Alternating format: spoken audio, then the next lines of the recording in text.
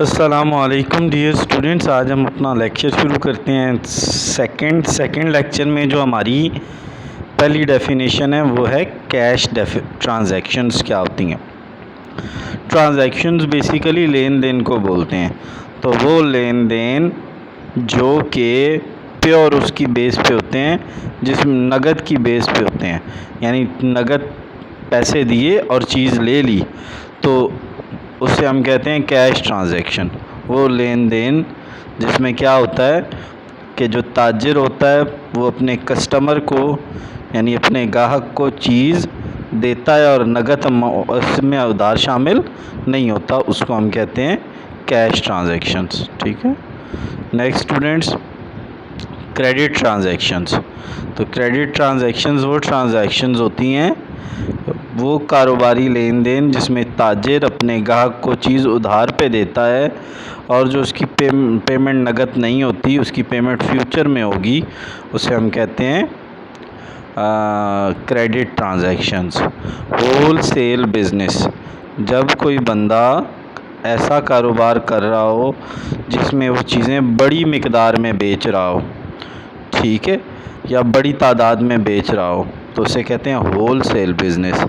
Retail یا پرچون کا کام وہ ہوتا ہے، وہ کام جس میں چیزیں جو ہیں بیچنے والا وہ چیزیں صارفین کو تھوڑی تھوڑی مقدار میں تھوڑی تھوڑی تعداد میں بیچتا ہو، اس کو ہم پرچون فروش یا ریٹیل بزنس بولتے ہیں بچوں۔ ٹھیک ہو گیا، چلو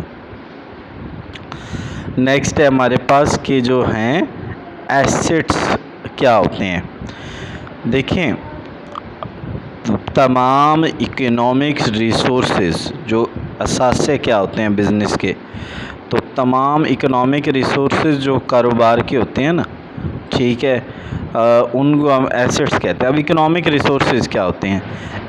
ریسورسز مطلب ایسی اشیاء جو کاروبار میں نفع کمانے کے لیے لگائی ہوں، ان کو ہم اثاثے کہتے ہیں۔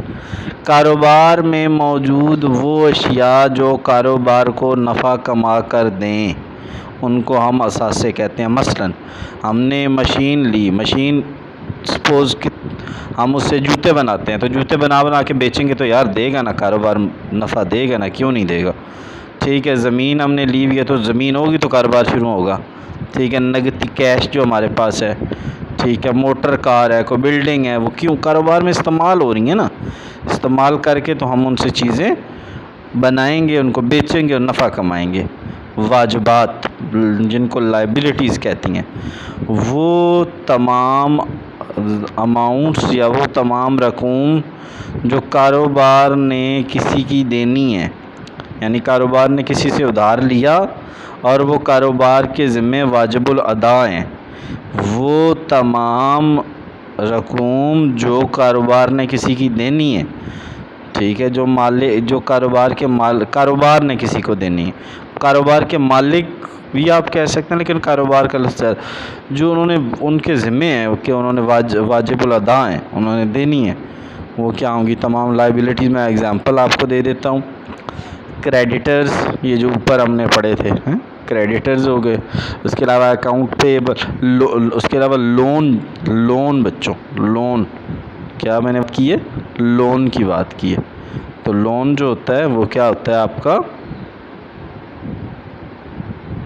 لون جو آپ کا ہوگا وہ آپ کا کیا ہوئے گا؟